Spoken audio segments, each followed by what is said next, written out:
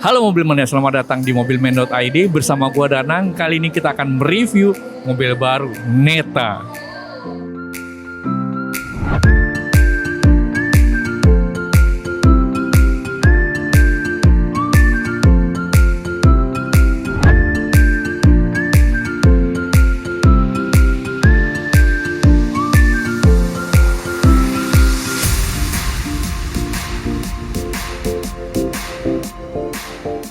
Buat Anda yang sedang mencari puluhan ribu mobil bekas dari berbagai merek, silakan kunjungi website kami di mobilman.id atau download aplikasi kita di Play Store dan App Store.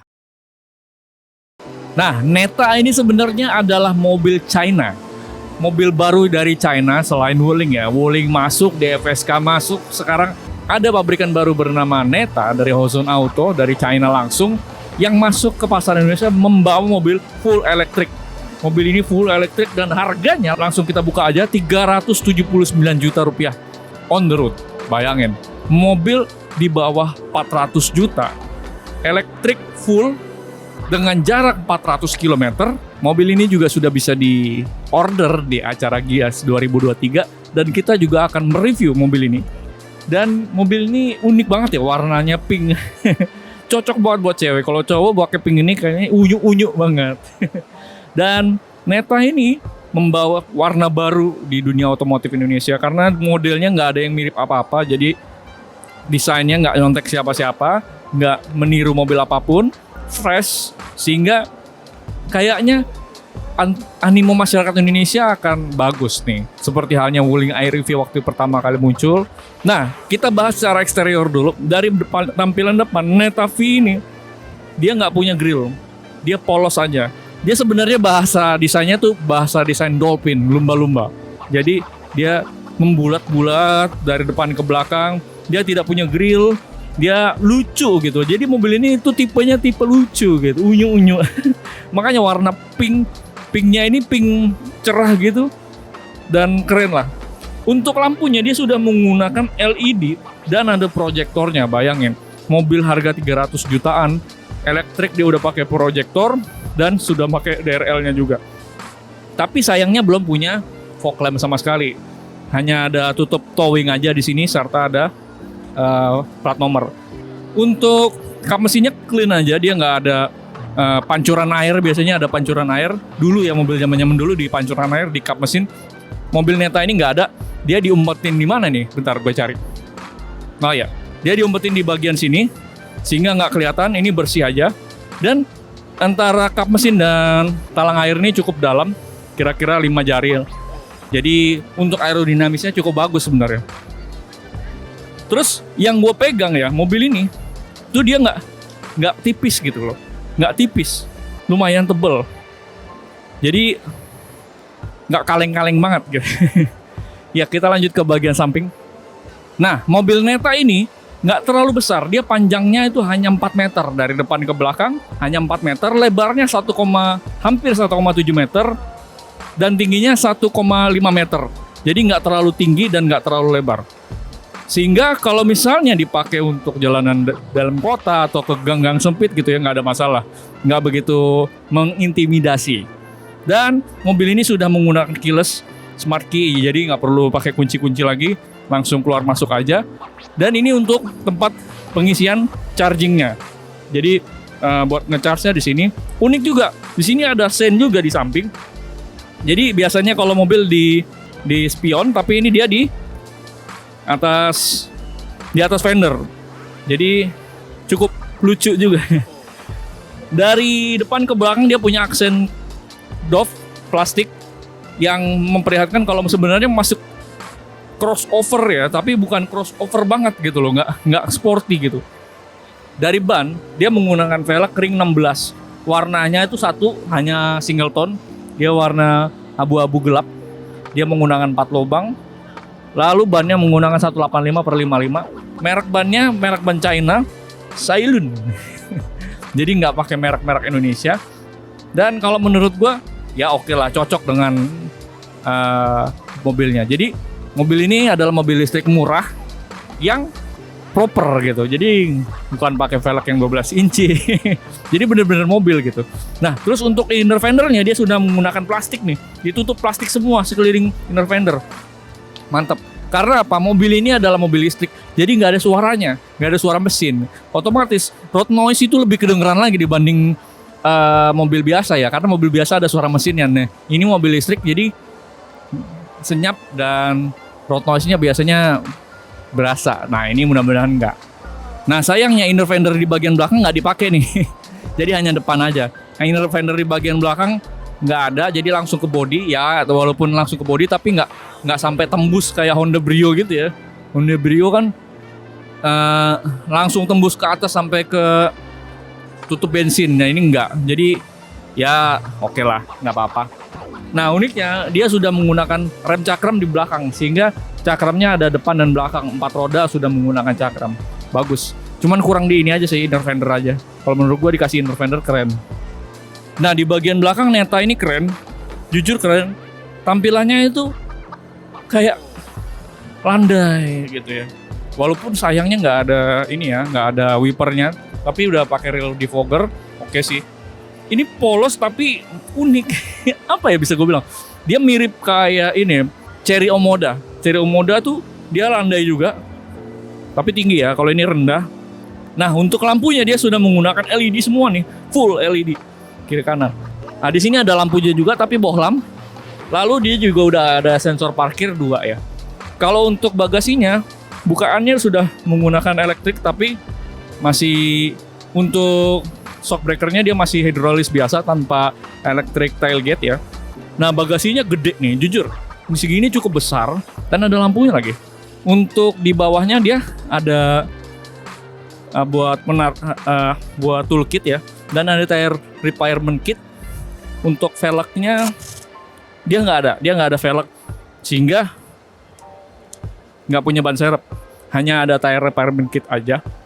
Ininya ya termasuk tipis ini. Tipis banget sih ini. Partisi ininya. Nah, kita di dalam interior mobil Neta V. Ya, ini interiornya gokil sih. Kalau menurut gue tampilan interiornya futuristik banget. Dia kayak mobil Tesla ya. Karena di sini ada layar 14 inci yang sudah touchscreen dan semua pengaturan ada di sini, mulai dari AC, vehicle setting semua ada tuh. Charge-nya berapa persen, terus ada schedule-nya juga buat radio, buat telepon, semuanya diatur di sini. Dan ini juga responsif gitu loh. Maksudnya nggak lemot gitu kan. Ada yang ini lemot tapi ini nggak. Udah high definition juga. Jadi pixelnya bagus. Pokoknya kalau Anda lihat nggak mungkin merasa mobil ini buatan Cina gitu, kayak mobil buatan Jepang. Dan di sini uniknya setirnya itu flat up and bottom, ya kan? Di atas flat, di bawah flat, sehingga hampir kotak gitu. Kotak banget jelek, bulat banget ya biasa. Sehingga nih dia buat dengan model flat up and bottom. Keren sih, bener-bener gokil. Tampilannya gokil.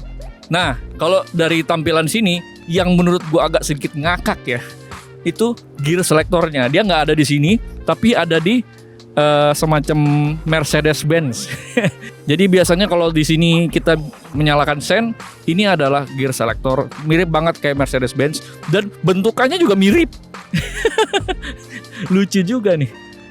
Jadi PRND transmisi ada di sini. Nah, untuk lampu di sini. Nah, untuk sen di mana di sini juga. Ini mobil mati mesinnya, tapi setirnya itu enteng banget tuh, bisa langsung diputer, gila banget. Ini karena dia electronic power steeringnya sudah nyala gitu, padahal mesin nggak nyala karena ini mobil elektrik ya, sehingga kayak gitu. Nah, untuk layout lainnya yang menarik kalau menurut gua adalah di sini sudah bisa ditaruh kaki tuh, kolongnya ini udah bolong gitu ya, ya mirip-mirip kayak Hyundai Ioniq lah. Ini juga kayak gini, Hyundai Ioniq 5. Dan di sini nggak ada apa-apa, polos aja gitu. Jadi hanya buat cup holder aja. Dan di sini ada armrestnya.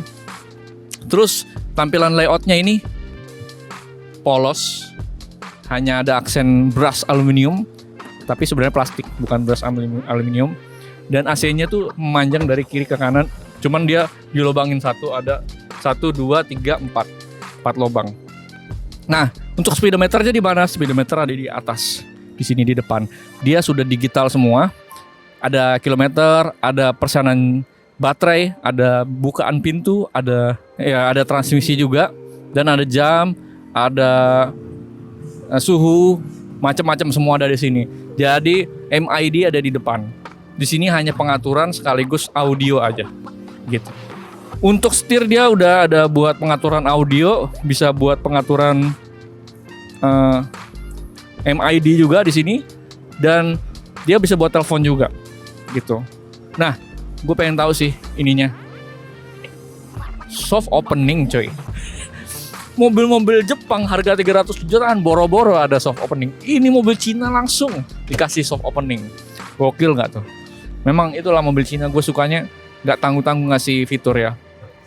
Lalu untuk spion, dia spionnya sebenarnya masih belum auto dimming, cuman dia kasih ring gitu ya, seolah-olah kayak frameless, tapi sebenarnya bukan. Sebenarnya jujur kalau gue lihat ini jelek. Kayak plastik gitu. Mendingan cabut aja lah, nggak usah pakai frame gini, jelek kalau menurut gue. Ini menggunakan sensor, jadi kalau diusap gitu dia mati. Sayangnya ini pintu kebuka, jadi dia tetap nyala gitu. Kalau diusap dia nggak ada tombolnya, jadi lebih futuristik lah. Nah, untuk ininya sun visornya udah ada vanity mirror tapi nggak ada lampunya. Terus yang di penumpang juga sama. Nah, ini mobil sebenarnya kan aslinya setir kiri. Nah, ininya sun visornya lupa dipindahin tuh. Buat naruh kartu biasanya kan di kanan, ini di kiri. Lupa dia. Kelupaan, iya lupa ya. Gitu. Nah, untuk pengaturan jendela belum menggunakan auto sama sekali. Termasuk driver juga ini tidak menggunakan auto sama sekali. Jadi sedikit sedih ya. Fiturnya nggak auto. Ya udah nggak apa-apa lah. Dan dia juga belum menggunakan auto retract untuk spion. Sayang sekali. Di bagian kanan polos aja, nggak ada apa-apaan. Dan untuk door trim dia hard touch semua. Untungnya udah dikasih cup holder. Ya oke lah. Joknya dia masih manual. Ya karena kalau mau pakai elektrik takut boros baterai. Dan joknya ini ya cukup inilah, cukup sporty. Dan dia bolong-bolong gitu loh. Walaupun belum ada penghembus udara, tapi ya lumayan lah bolong-bolong ini sedikit mengurangi panas gitu. Untuk speaker dia ada 6 dan kalau gue dengerin lumayan ya speakernya. Nggak tahu mereknya apa tapi lumayan. Dibanding Xenia atau Avanza baru ya, itu audionya lebih enak ini sih. Di bagian belakang, ini posisi berkendara gue dan ini sempit sih. Jujur, udah hampir mentok nih kaki gue. Ya, nggak terlalu luas ini mobil, nggak apa-apa lah. Tapi paling nggak mobil listrik yang sudah proper harganya di bawah 400 juta ya, ini mobilnya. Untuk joknya agak tegak, cuman nggak terlalu tegak banget. Untuk headroom masih oke, 5 jari lebih. Ini doang sih, legroomnya sempit banget gitu. Kalau untuk 3 penumpang gue yakin sempit banget gitu. Karena dia mobil listrik jadi nggak perlu ada gardan, jadi ini rata banget nih bagian tengah. Kalau untuk penumpang tengah nggak ada masalah, jadi benar-benar bisa buat 3 orang. Yang ketiga ini nggak dianaktirikan gitu ya. Sini nggak ada AC juga, jadi nggak masuk ke selangkangan. Nah, untuk mesinnya tidak ada mesin. Jadi tertutup cover semua. Karena ini mobil listrik jadi nggak perlu ada mesin di depannya. Hanya ada tutup wiper aja. Nah, untuk motor listriknya dia sebenarnya bisa menghasilkan tenaga 95 HP dan torsinya 150 Nm. Untuk torsinya ini lebih besar daripada Wuling Air-EV ya. Karena memang pada dasarnya mobil ini lebih besar jauh dimensinya dibanding Wuling Air-EV, jadi torsinya harus lebih gede. Kalau sama ya pasti boyok banget gitu. Nah, untuk daya jelajahnya dia diklaim mampu sampai 400 km, bayangin. Karena baterainya itu menggunakan baterai 40 kWh sehingga cukup gede. Untuk 400 km cukup klaimnya ya, sehingga gua rasa kalau buat keluar kota 400 km itu bisa bolak-balik Jakarta Bandung. Termasuk jauh sih, termasuk jauh. Jadi Nggak usah khawatir kalau mau keluar kota, yang penting dicas full aja. Sedikit info, katanya untuk pajak mobil ini itu nggak akan sampai 1 juta rupiah per tahun. Sangat murah banget, karena memang pada dasarnya mobil ini adalah mobil listrik. Jadi pemerintah memberikan subsidi pajak nggak mahal-mahal gitu. Itulah salah satu alasan orang mau beli mobil listrik. Oke, sekian dulu review gue tentang Neta V yang ada di Gias 2023. Buat Anda yang sedang mencari ribuan mobil bekas, bisa kunjungi website kita di mobilman.id atau download aplikasi kita di Play Store dan App Store. Sekian dari gua Danang, and see you in next video.